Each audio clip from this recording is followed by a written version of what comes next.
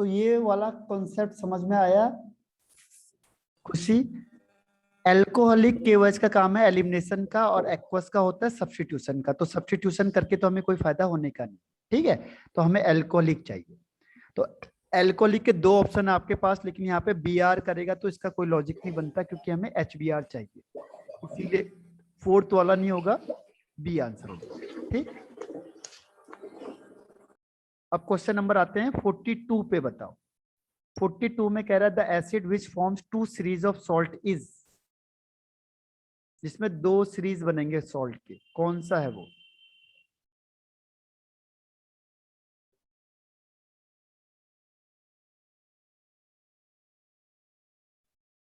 Okay, sir हाँ B. हाँ, B is the right answer, ठीक है, बी इज राइट आंसर। देखो जितने ओ एच यहां से निकलेंगे उतना हो जाएगा। तो यहाँ पे क्या होता है, बी के केस में ये बनेगा पी डबल बॉन्ड ओ, और यहाँ पे एक ओ एच, दूसरा ओ एच, और यहाँ पे एच हो जाएगा। तो पहले केस में क्या होगा, एक ओ एच निकलेगा बाहर, एक एच निकलेगा बाहर, तो एक सॉल्ट ये बन जाएगा, इसमें ओ एच होगा, यहाँ पे ओ माइनस और ये एच, तो एक सॉल्ट ये बन जाएगा। दूसरे केस में ये भी एच बाहर निकलेगा, तो इसका मतलब इसमें टू सीरीज बन सकती है, ओ माइनस का, ओ माइनस का, एच का, ठीक है। तो टू सीरीज के लिए कौन सा आंसर हो जाएगा इसमें? इसका आंसर हो जाएगा B is the right answer. बाकी इसमें देखो थ्री ओ एच बनेंगे तो थ्री सीरीज वाली हो जाएगी।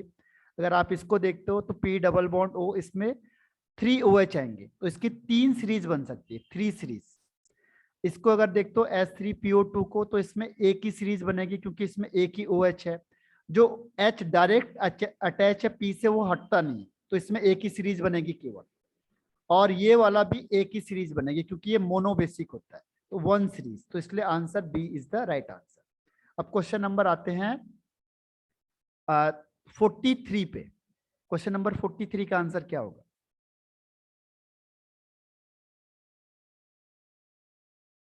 क्वेश्चन नंबर 43, कौन सा सॉल्युबल नहीं होगा? ओके, लक्ष्मी, खुशी,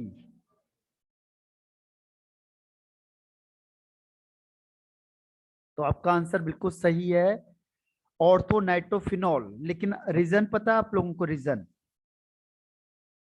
orthonitrophenol is the right answer. What is the reason behind this?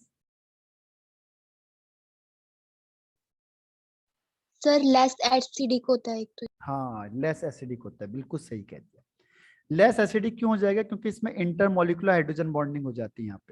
यहाँ पे क्या हो जाएगा, intramolecular, sorry, intramolecular hydrogen bonding हो जाती है।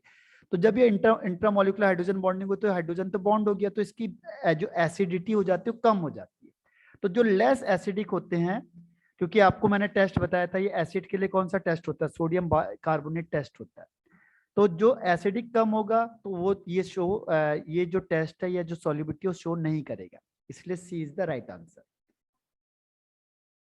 अब आता है क्वेश्चन नंबर 44, मिथाइल कीटोन कौन सा टेस्ट देगा? मिथाइल कीटोन किससे आइडेंटिफाई हो सकता है? Methyl ketone is identified by, हाँ, लक्ष्मी। और इसके अलावा? ए। हाँ, ए इज द राइट आंसर, ठीक है। इसमें CH3CO जिसके पास भी होगा वो आइडोफॉर्म टेस्ट दे देगा, यानी उसका कलर कैसा हो जाएगा? येलो। येलो कैसे? जब भी आप उसमें मिलाओगे NaOH और आयोडीन को मिलाओगे तो येलो कलर आ जाएगा, तो वो आइडोफॉर्म टेस्ट बोलते हैं हम उसे। तो ये उसी वही कंपाउंड दे सकता है जिसमें CH3CO ग्रुप होता है, मिथाइल कीटोन ग्रुप होता है। तो आइडोफॉर्म टेस्ट बिल्कुल सही आंसर। अब क्वेश्चन नंबर आते हैं 45 पे। असर्शन रीजन है पहला, NaCl react with concentrate H2SO4 to give colourless fumes with pungent smell, but on adding MnO2 fumes becomes greenish yellow। और सेकंड है MnO2 oxidize HCl2 chlorine gas which is greenish yellow। तो इसका answer क्या हो सकता है? A B C and D। Lakshmi,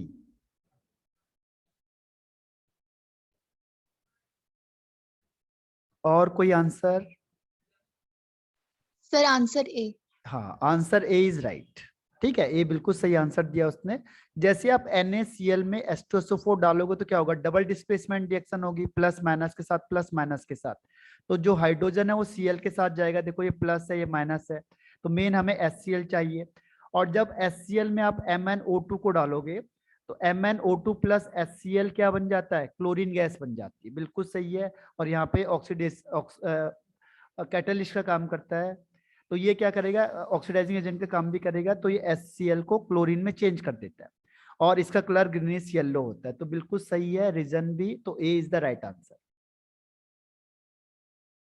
second है इसमें 46 वाला कि phosphorus chloride are preferred over thionyl chloride. Thionyl का मतलब होता है SOCl2, और दूसरा कह रहा है कि thionyl chloride gives pure alkyl chloride. तो ये कौन सा आंसर आपको सही लग रहा है, ABCD? Sir B. B, okay. और लक्ष्मी? हाँ, लक्ष्मी और खुशी, हाँ, D is the right answer. देखो पहला वाला गलत हो गया, जब वो कह रहा है थायोनाइल क्लोराइड प्योर देता है तो फिर उसको क्यों प्रिफर कर रहे हो आप, तो ये PCl3 को हम क्यों प्रिफर कर रहे हैं इसके, तो ये स्टेटमेंट तो रॉन्ग हो गया। केवल रीजन इज राइट, तो इसलिए D is the right answer. ठीक है, रीजन राइट है क्योंकि हम ये प्योर दे रहा है तो हम इसको क्यों प्रिफर करेंगे, तो इसको हम प्रिफर नहीं कर सकते, तो इसीलिए फर्स्ट स्टेटमेंट रॉन्ग है, सेकेंड राइट है। अब 47 पे आ जाओ।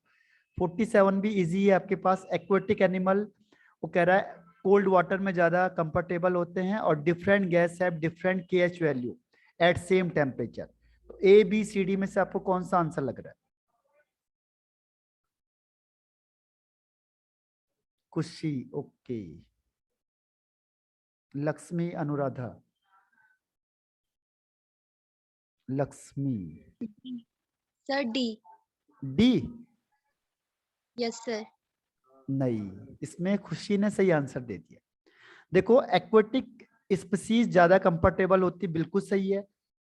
ठीक है, एक्वेटिक है जो, वो क्या होगा, एक्वेटिक जो स्पीसीज होती है वो ज्यादा कंफर्टेबल क्यों होती है, क्योंकि जो ऑक्सीजन गैस होती है वो कोल्ड वाटर में ज्यादा सॉल्युबल होगी as compare to warm water.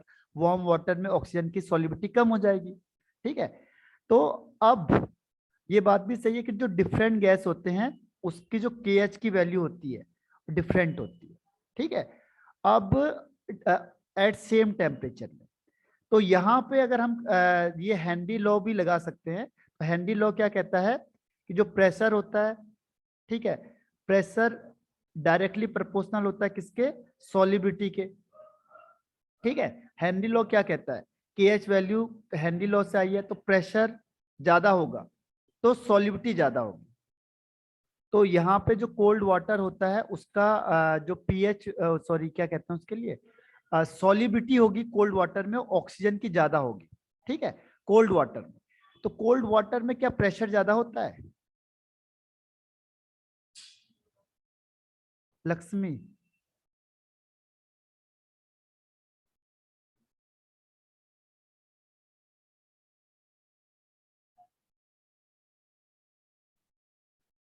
Pressure होता ज्यादा क्योंकि वार्म वाटर में प्रेशर कम हो जाता है। वार्म वाटर में हीटिंग करोगे तो क्या होगा, ऑक्सीजन सारी निकल जाएगी बाहर को। ठीक है, तो इस हिसाब से ए और बी में से दोनों, एक बार मैं कंफर्म करता हूं इसका आंसर, लेकिन different gases have different KH value. दोनों स्टेटमेंट तो बिल्कुल सही है, और ये सॉल्युबिलिटी है जो KH पे डिपेंड करती है। ठीक है, तो इसका आंसर वैसे ए के ज्यादा क्लोज है। ठीक है, एग्जैक्टली मैं देख लेता हूं वैसे, लेकिन ए ही इसका आंसर ज्यादा, क्योंकि सॉल्युबिलिटी को कौन सा फैक्टर दिखाता है हमारे पास, KH दिखाता है। तो यहाँ पे हेनरी लॉ अप्लाई हो जाएगा। क्वेश्चन नंबर 48 का आंसर,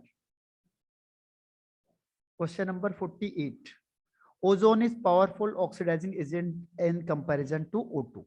और ओजोन होता है और डायमैग्नेटिक होता है, जबकि O2 होता है पैरामैग्नेटिक। तो इसमें से कौन सा आंसर पे सही करोगे आप,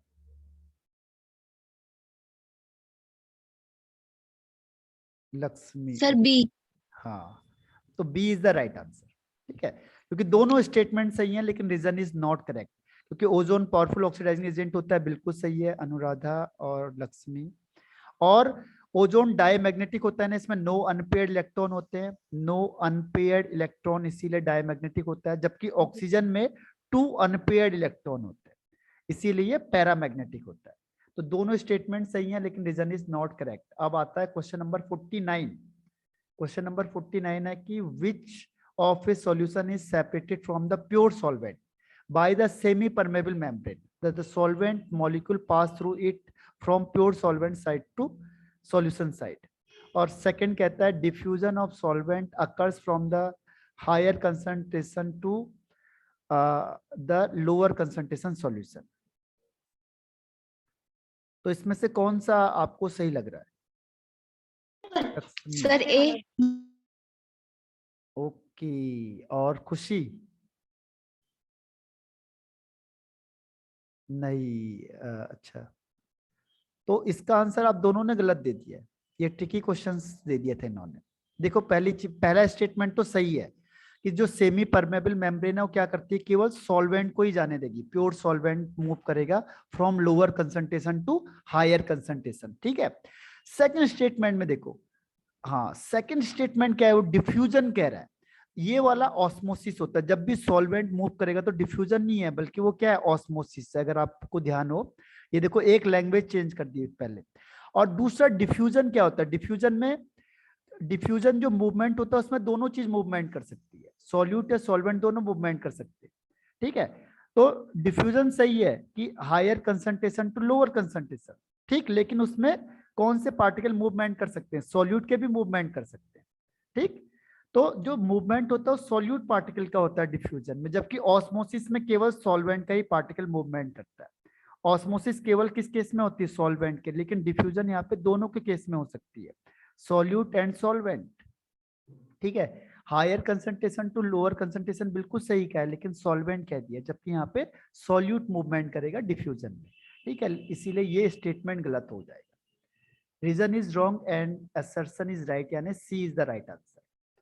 यहाँ पे इसने टेक्निकल चीज कर दिया, यहाँ पे अगर ऑस्मोसिस करता या यहाँ पे सॉल्यूट कर देता तो आंसर ये चेंज हो जाता, ठीक है। जैसे आपने डिफ्यूजन सुना होगा कि अगरबत्ती को आप अगर हम जलाएंगे तो क्या होता है, जो उसकी फ्रेग्रेंस होती है, तो फ्रेग्रेंस क्या होगी, उसका सॉल्यूट हो जाएगा ना, वो मूवमेंट करेगी।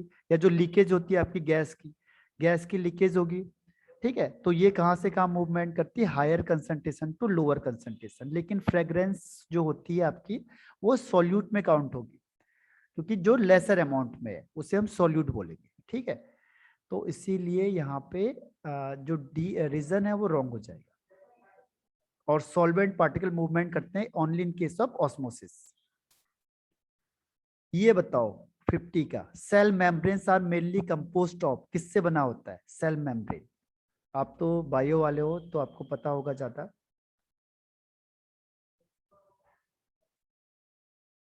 लक्ष्मी, ओके।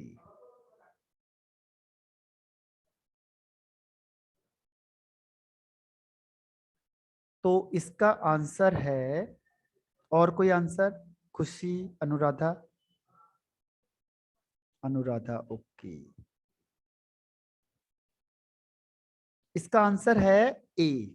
लक्ष्मी ने सही आंसर दिया इसका ए, फॉस्फोलिपिड्स। एक्चुअल में क्या होता है, सेल मेम्ब्रेन होता है, it is the mixture of fats plus lipids, fats और लिपिड्स का मिक्सचर हो जाता है। तो इसको यहाँ पे हम कहते हैं फॉस्फोलिपिड्स, ठीक है। तो फॉस्फो भी होता है इसमें। तो इन जनरल तो यहाँ पे आपका सेल मेम्ब्रेन है जो phospholipids is the right answer. अब आते हैं क्वेश्चन नंबर 51 पे। 51 कह रहा है ये कि the first ionisation enthalpy of 16 group element क्या होगा। First ionisation enthalpy, first ionisation enthalpy वो कह रहा है फर्स्ट ऑक्सीजन से सल्फर तक क्या होगा, फॉल होगा, एंड देन रेगुलर हो जाएगा और फिर लेस हो जाएगा, या फिर रेगुलरली डिक्रीज होगा, और या फिर राइज होगा ऑक्सीजन से सल्फर तक और फिर डिक्रीज होगा सल्फर से टेलोरियम तक, और या फिर इंक्रीज करेगा ऑक्सीजन टू टेलोरियम। तो कौन सा आंसर आपको सही लग रहा है, A B C D?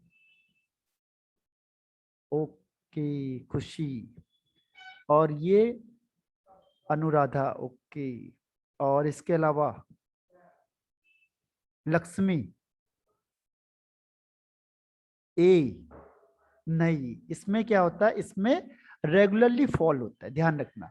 First एनएसएन enthalpy क्या होगी कि रेगुलरली फॉल होगी, यानी ऑक्सीजन का सबसे ज्यादा ओल्ड स्टाइल से टेपो, ओल्ड स्टाइल से टेपो, तो ये रेगुलरली, इसमें कोई भी एक्सेप्शनल केस नहीं होता।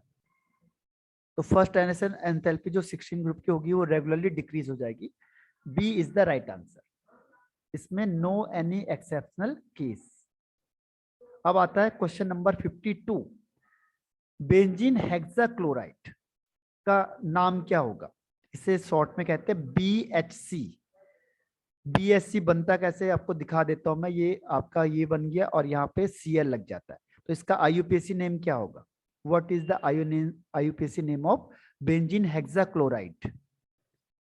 ओके, लक्ष्मी, खुशी सर ए। एंड हाँ, ए इज द राइट आंसर। ये दिख ही रहा है आपको 1 2 3 4 5 6, तो एक ही आंसर हमारे पास, hexachlorocyclohexane is the right answer. अब क्वेश्चन नंबर आते हैं 53 पे।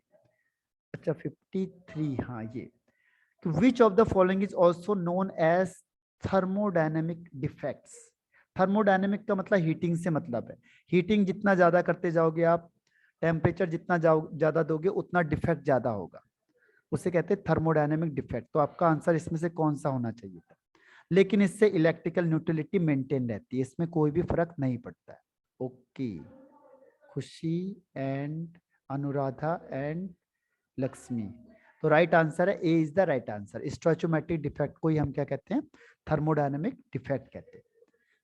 ठीक है, जितना आप हीटिंग करोगे उतना स्टोइचोमेट्रिक डिफेक्ट ज्यादा होता जाएगा। जैसे शॉर्ट की डिफेक्ट है, नंबर ऑफ आयन ज्यादा मूवमेंट करेंगे तो वैकेंसी ज्यादा आएगी, तो इसीलिए first is the right answer. ZnS show which type of defect? ZnS zinc sulphide कौन सा डिफेक्ट शो करेगा? हाँ, अनुराधा, सॉरी, लक्ष्मी, अनुराधा एंड खुशी, हाँ, फ्रैंकल डिफेक्ट। तो फ्रैंकल में सारे आ जाते हैं, फ्रैंकल में कौन से? Ag वाले सारे आ जाते हैं, जैसे AgCl, AgBr, Agi और ZnS, ये फ्रैंकल में। शॉर्ट की में Na वाले आ जाते हैं, NaCl और CSCl या RbCl, और ये AgBr तो दोनों में शो करता है। ठीक है, तो इसीलिए शॉर्ट की defect is the right answer. और लास्ट है आपका एनानिक साइट्स। एनानिक साइट्स भी कौन सा होगा? ठीक है, anionic sites occupied by unpaired electron is called. Okay, Khushi and Lakshmi and Anuradha, right. इसका एप सेंटर तो फेमस है, C is the right answer. ठीक है, एनानिक साइट्स में जो एप सेंटर होता है, ये एक जर्मन वर्ड है फॉर फ्री, इसका मतलब होता है कलर। तो जहां पे भी ये होगा वो कलर डेवलप कर जाएगा, इसीलिए से एप सेंटर बोलते हैं। ठीक है, तो ये एनायन वैकेंसी से प्रोड्यूस होता है, तो सी है 55 का आंसर। ठीक, तो ये आपका पूरा हो गया, आपका सैंपल नंबर 6। कोई डाउट है आपको इसमें? कोई भी क्वेश्चन ऐसा है आपको जो आपको नहीं आया समझ में?